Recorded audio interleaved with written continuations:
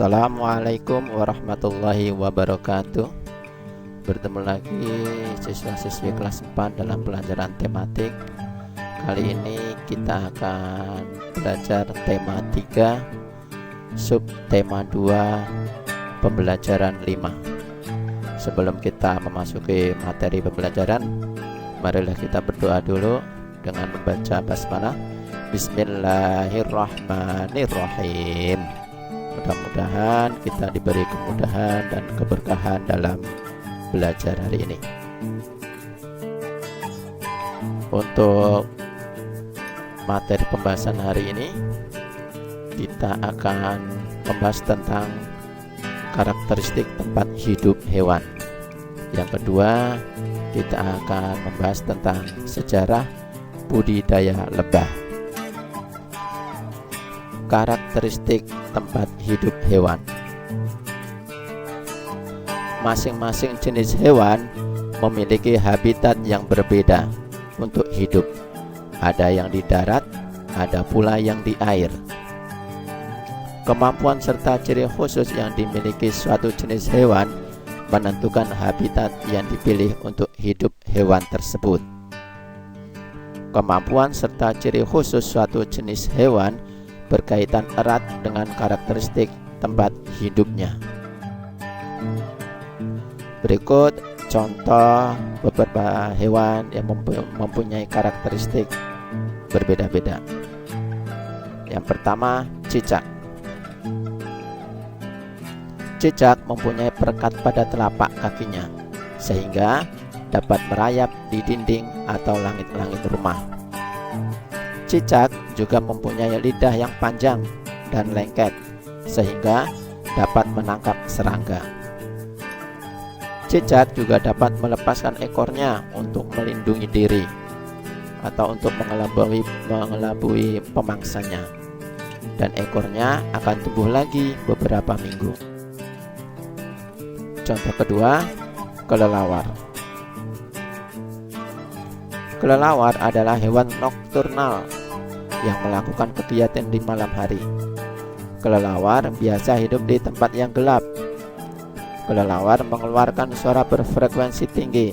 Selain itu, kelelawar juga memiliki pendengaran yang baik dan peka menerima pantulan bunyi.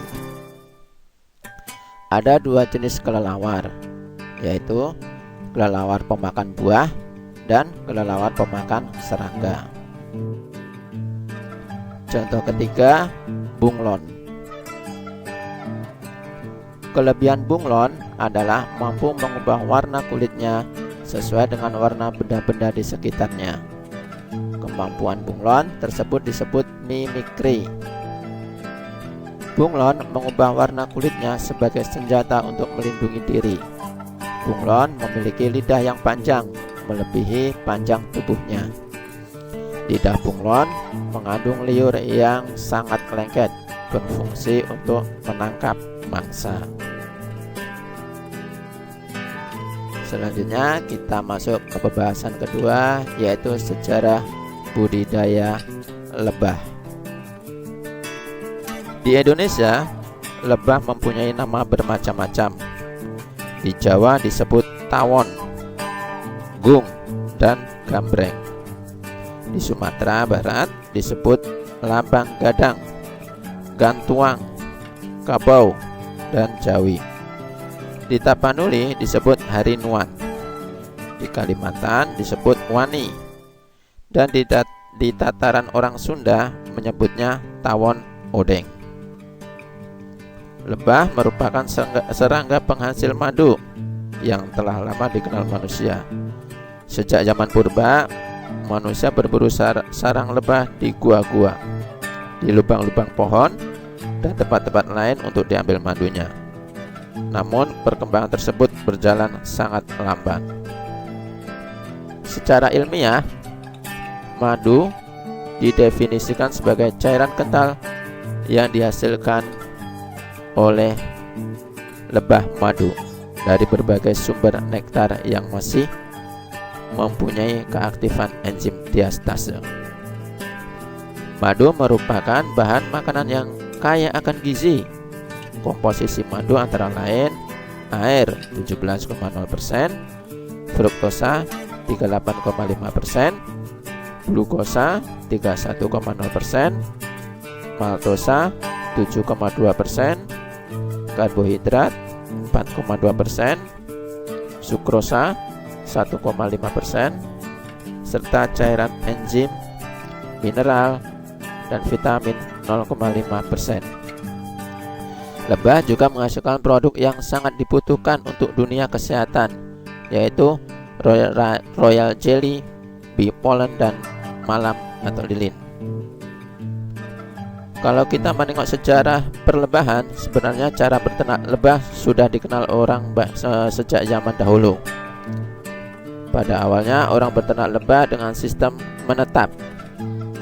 Tapi dengan perkembangan zaman, ada beberapa sistem juga selain sistem menetap, yaitu sistem angon. Sistem ini diyakini lebih menguntungkan daripada sistem menetap. Dengan sistem menetap, petani paling hanya bisa memanen madu 2-3 kali dalam setahun dan jumlahnya sedikit. Namun dengan sistem angon, lebah bisa dipanen 1 bahkan 2 kali dalam sebulan. Baik teman-teman, demikian pembelajaran hari ini. Terima kasih atas perhatiannya. Wassalamualaikum warahmatullahi wabarakatuh.